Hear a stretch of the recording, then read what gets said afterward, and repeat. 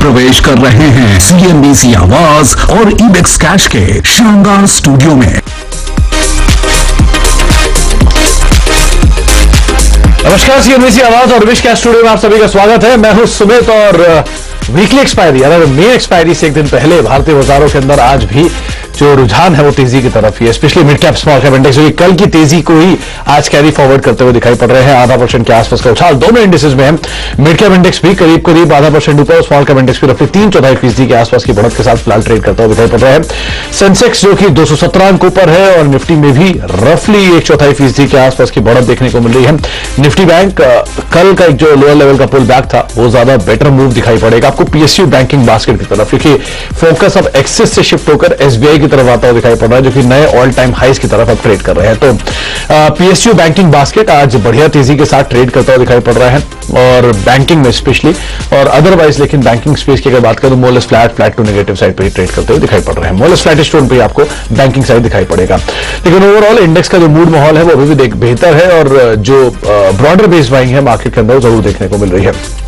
आज हम बातचीत करेंगे एक्सिस सिक्योरिटीज के राजेश पालविया साहब से और उनसे हम जानेंगे कि मार्केट्स को लेकर उनकी राय रणनीति क्या है, कौन सा सस्ता ऑप्शन उन्होंने आइडेंटिफाई किया है, कौन सी कॉल्स पर वो आज फोकस करने वाले हैं।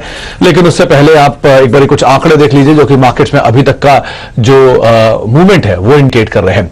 मेजरली आज आपको दिखाई पड़ेगा कि निफ्टी और निफ्टी बैंक दोनों के अंदर पुट राइटर्स थोड़े से हावी हैं, स्पेशली लोअर लेवल से जो मार्केट में कल एक मूव आता हुआ दिखाई पड़ा था वो, और जो रिलायंस की तरफ से कंट्रीब्यूशन आया था कल से पहले वाले सत्र में वो मार्केट्स को एक अच्छा मूव दे रहा है। तो नीचे आप करीब 18,200, 18,000 तो वैसे भी मेजर लेवल है जहां पर पुट राइटर आपको दिखाई पड़ेंगे। 18,100 वो शिफ्ट हुए, फिर अब 18,200 और 18,300 की तरफ शिफ्ट होते हुए दिखाई पड़ रहे हैं पुट राइटर्स। निफ्टी बैंक के केस में भी जो मेजर पुट राइटर है वो लोअर लेवल से थोड़ा सा शिफ्ट हुआ है ऊपर की तरफ, क्योंकि वहां पर भी एक रेंज बाउंड ट्रेड अब दिखाई पड़ रहा है मार्केट में कंपेरेटिवली जो एक स्ट्रेंथ 2 दिन पहले देखने को मिल रही थी। 41,000 मेजर लेवल जहां पे पुट राइटिंग है, इसके अलावा 41,200, 41,300 के लेवल से पुट राइटिंग है, लेकिन ऊपर के लेवल पे करीब 41,500 के लेवल्स पे कुछ कॉल राइटिंग आपको दिखाई पड़ेगी। तो एक रेंज बाउंड ट्रेड यहां क्लियर इंडिकेशन, लेकिन हाँ फिर भी एक बढ़िया ट्रेड PSU बैंकिंग बास्केट के अंदर दिखाई पड़ रहा है। एडवांस डिक्लाइन के आंकड़े, फिर ओवरऑल जो सिनेरियो बन रहा है मार्केट का वो भी वही देख लेते हैं किस तरह की सिचुएशन है, क्योंकि आज जिस तरह की बाइंग हो रही है मिड कैप में कल के कंपैरिजन में, यानी कल जैसे कल 125 के आसपास के ऐसे कॉन्ट्रैक्ट्स थे जो कि तेजी की तरफ कामकाज कर रहे थे हीट पैप में, ऐसे अनुमान लगाया जा रहा है कि शायद इस बार भी आज भी इसी तरह का एक ट्रेंड बनता हुआ दिखाई पड़े हीट पैप के जरिए, कि जो टोन है वो शायद बुलिश साइड पे ही आते हुए दिखाई पड़े, वहां पर तेजी की साइड पे कुछ एक आंकड़े आते हुए दिखाई पड़े। तो ओवरऑल जो मूड माहौल है वो मिड कैप स्मॉल कैप की बाइंग की वजह से बुलिश साइड पे टोन साउंड कर रही है। करीब 116 ऐसे कॉन्ट्रैक्ट्स हैं जो कि तेजी के साथ कामकाज कर रहे हैं और रफली 70-80 ऐसे कॉन्ट्रैक्ट्स जहां पर कुछ बिकवाली देखने को मिल रही है। राजेश जी नमस्कार, स्वागत है कार्यक्रम में। मार्केट्स में थोड़ा सा मूड माहौल फिर से बदला है। कुछ दिन पहले जहां निफ्टी बैंक में स्ट्रेंथ दिख रही थी, अब वापस निफ्टी ने स्ट्रेंथ पकड़नी शुरू की है और बाकी स्टॉक्स के कंपैरिजन में, मतलब बाकी स्टॉक्स के दम पर वहां पर बाइंग आ रही है। क्या किया जाए निफ्टी में और निफ्टी बैंक में? Good afternoon Sumit ji. बिल्कुल देखिए, पिछले कुछ दिनों में काफी उठापटक मार्केट में देखने को मिली। हम ऑलमोस्ट 18,600 से करेक्ट होकर 18,000 के आसपास तक गए और वहां से अब 50% ऑलमोस्ट रिट्रेस कर लिया है हमने मार्केट में। तो निफ्टी में कहीं ना कहीं 50% जो लोअर साइड से रिकवरी हुई है प्रीवियस फॉल की, वो ये दर्शाती कि कॉन्फिडेंस वापस मार्केट में आते हुए दिख रहा है और काफी एक्टिविटी हमने पिछले 2-3 सेशन में देखी। जो स्टॉक एक बीटन डाउन स्टॉक थे, ओवरसोल्ड टेरिटरी में थे, वो काफी अच्छी रिकवरी उन स्टॉक्स और सेक्टर्स में देखने को मिली है। तो ये एक दर्शाता है कि जो मार्केट का अंडरटोन है वो बुलिश है, तो उसी को ट्रेडर्स ने लोअर साइड पे एज ए डिप्स जो मिली थी उसको बाइंग अपॉर्चुनिटी जैसा यूज करके बाइंग लोअर साइड पे करी है।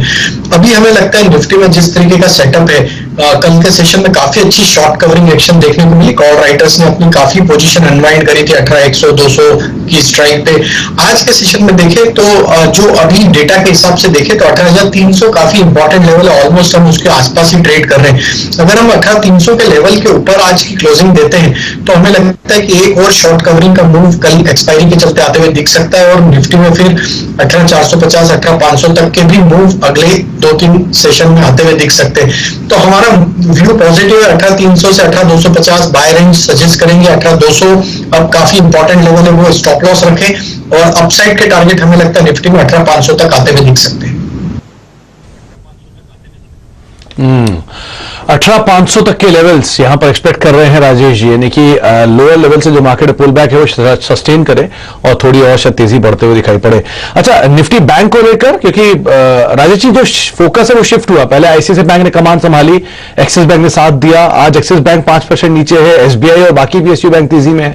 तो यहां जो चर्निंग हो रही है निफ्टी बैंक के इंटरनली, वो कैसे प्ले आउट होगी?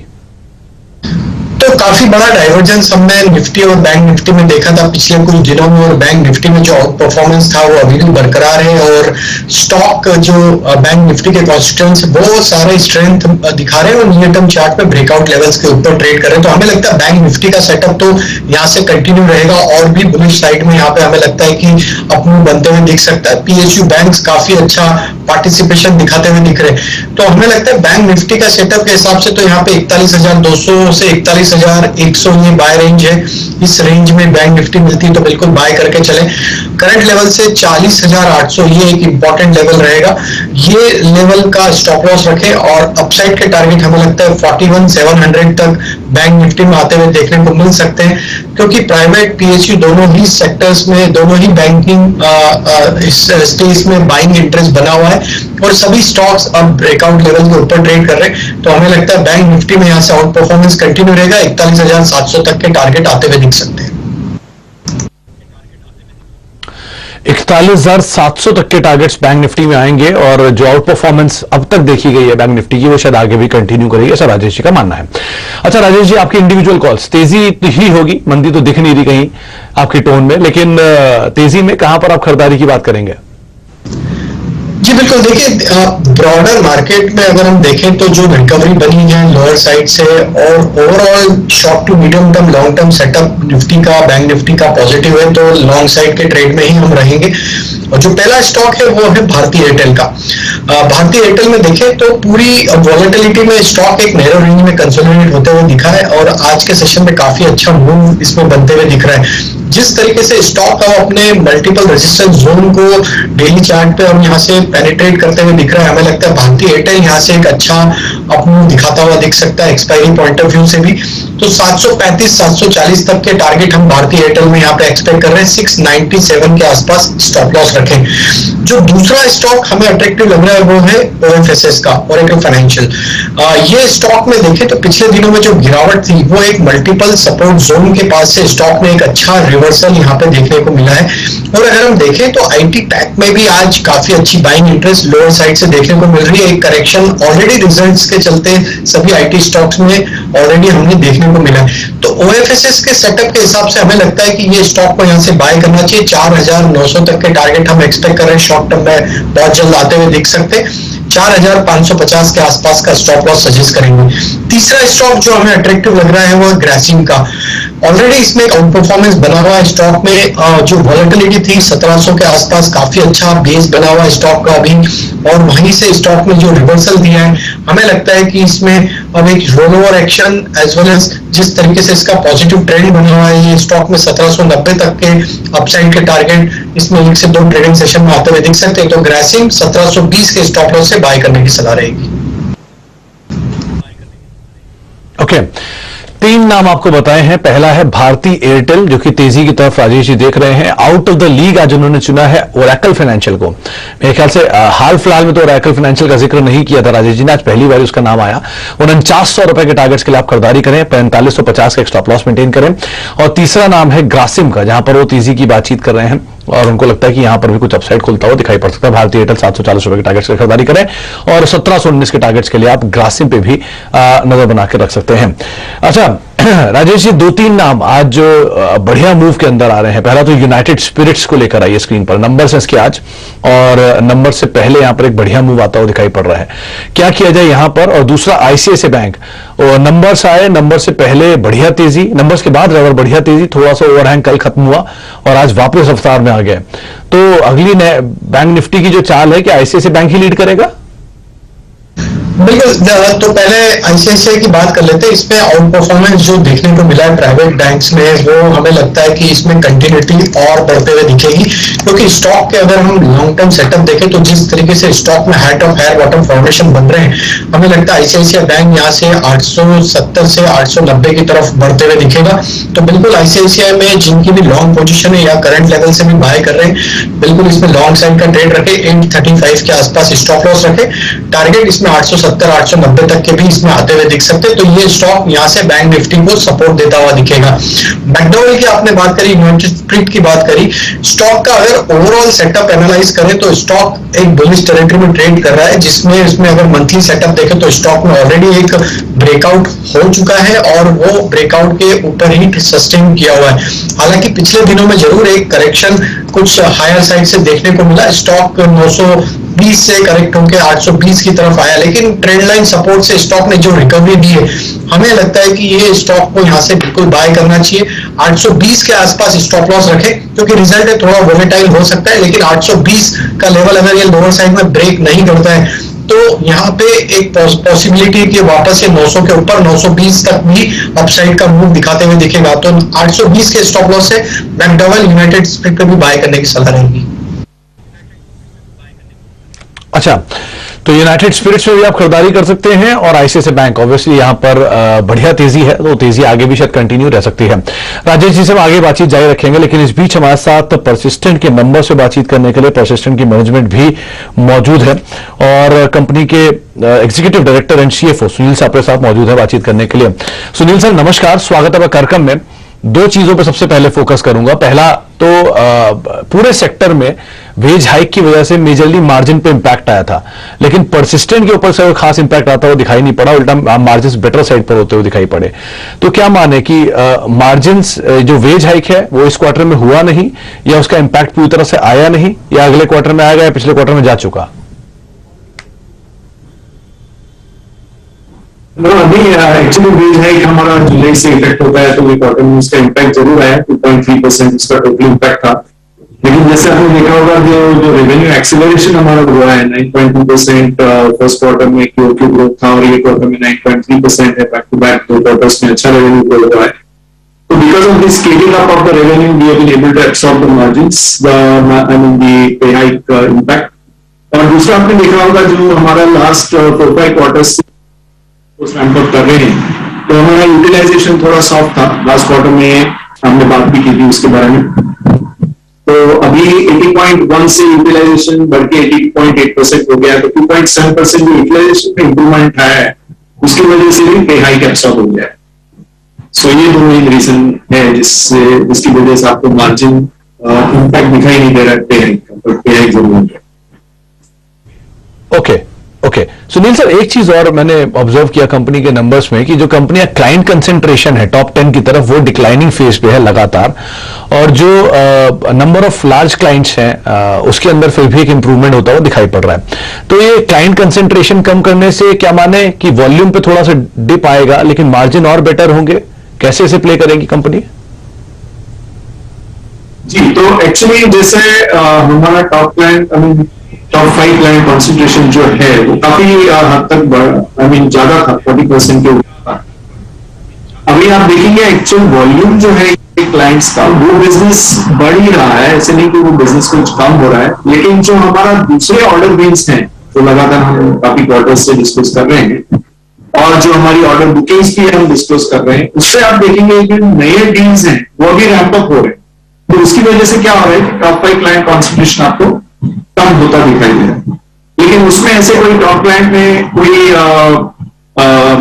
रिडक्शन बढ़ोतरी हुई है, और broad basing of revenue is the main way to look at it. और बोथ ऑर्डर बुकिंग्स और ये डिमांड पाइपलाइन अच्छा होने से you will see this good trend continue. अच्छा सर, दो सवालों को एक साथ क्लब करूंगा। पहला, जो कंपनी के बाकी सेगमेंट वाइज परफॉर्मेंस में देख रहा था, उसमें हेल्थ केयर बिजनेस जो है उसने जंप लिया। वैसे तो तीनों ही कारोबार में अच्छी ग्रोथ आई है, लेकिन हेल्थ केयर में सबसे सब्सटेंशियल जंप आता हुआ दिखाई पड़ा सिक्वेंशियल बेसिस पर। ये वन ऑफ माने या गोइंग फॉरवर्ड इसी तरह का ट्रेजेक्टरी कंटिन्यू करेगा? और दूसरा, क्योंकि अब अनलॉक शुरू हुआ है, ट्रेवलिंग शुरू हुई है, तो अब तक जो आईटी कंपनीज को बेनिफिट आ रहा था कॉस्ट रैशनलाइजेशन का, वो शायद वापस रिज्यूम होता हुआ दिखाई पड़े। तो क्या कुछ इंपैक्ट माने Q3 Q4 onwards? Let me take the second question first. Q3 Q4 से थोड़ा डेफिनेटली इम्पैक्ट आएगा, लेकिन मेरा मानना ये है कि जो पहले जैसा कंप्लीट फुल फ्लेज ट्रैवल था वैसे तो नहीं होगा. It will take few more quarters to reach that level of free flow kind of a travel. तो टोटल इम्पैक्ट इसका 50 to 75 बेसिस पॉइंट्स के जितना आ सकता है, लेकिन it will take 2 or 3 quarters to reach that type of thing. So we will have ability to absorb that. और जो पहला क्वेश्चन आपने किया about the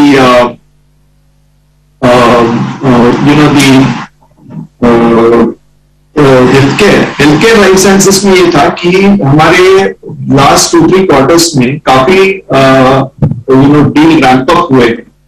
तो ये वन टाइम जैसे नहीं है, लेकिन उसका जो बिजनेस का बेस है वो फिलहाल छोटा होने से आपको परसेंटेज ग्रोथ ज्यादा दिखता है. लास्ट क्वार्टर वो 11% था, इस क्वार्टर 13.5% जैसा है. तो ये जाके थोड़ा स्टेबिलाइज होगा और आप देखेंगे कि बाकी जो थोड़े मैच्योर्ड वर्टिकल्स है, हमारा प्रोडक्ट इंजीनियरिंग जो है उसमें 8% का ग्रोथ है और पीएफएसआई में 8.6% का है. तो उसको थोड़ा अभी रैंप अप होना है और हेल्थकेयर लाइफ साइंसेस में. और आपने देखा होगा after Covid lot of focus is also there on the way healthcare and life sciences companies are spending on various initiatives including digital initiatives. तो उसके चलते भी हमारा ये फोकस रहेगा और that's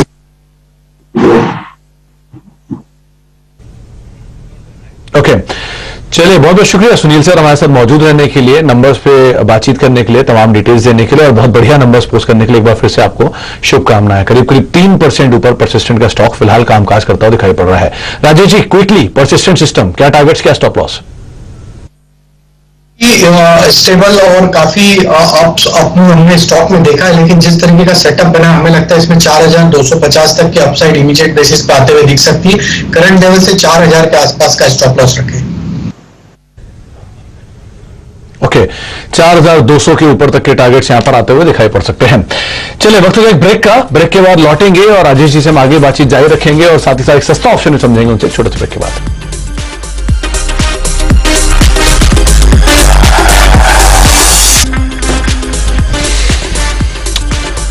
अब देख रहे हैं फ्यूचर एक्सप्रेस, हमारे साथ राजेश पारगा मौजूद है एक्सिस सिक्योरिटीज के. राजेश जी, सीधे बताएं कि आपकी तरफ से सस्ता ऑप्शन कौन सा आपने चुना है? तो सस्ता ऑप्शन रहेगा एचडीएफसी लिमिटेड. ये स्टॉक में 3000 की स्ट्राइक का नवंबर सीरीज का कॉल ऑप्शन बाय करने की सलाह देंगे.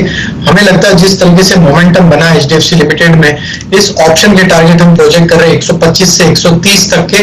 करंट लेवल से 90 रुपए के आसपास स्टॉप लॉस रखना है. 104 रुपए 50 पैसे के आसपास अभी ऑप्शन ट्रेड कर रहा है. तो 3000 की स्ट्राइक का नवंबर सीरीज का एचडीएफसी लिमिटेड का कॉल ऑप्शन बाय करना है 125-130 के टारगेट के लिए. 3000 नवंबर की कॉल आप खरीदारी करें, 130 रुपए का टारगेट रखें, 104 रुपए का मौजूदा स्तर, यहां से 14 रुपए नीचे यानी 90 रुपए का एक स्टॉप लॉस रखे अपनी पोजीशंस के अंदर लॉन्ग साइड पे जा सकते हैं. राजेश जी का मानना है कि एनडीएफसी स्पेस में मूव रहेगा और एचडीएफसी उसे लीड करेगा. 3000 रुपए के टारगेट्स के लिए आप खरीदारी कर सकते हैं. 3000 रुपए की स्ट्राइक में आप खरीदारी कर सकते हैं 130 रुपए के टारगेट्स के लिए. बहुत बहुत शुक्रिया राजेश जी हमारे साथ मौजूद रहने के लिए, तमाम शेयरों पर, बाजार पर अपनी राय रणनीति में बताने के लिए. तो फिलहाल अब फ्यूचर एक्सप्रेस नहीं समेटेंगे, लेकिन एक ब्रेक और ब्रेक के उस पार दिवाली से जुड़ा एक अहम शो, छोटे से उस पार, ब्रेक के उस पार. नमस्कार.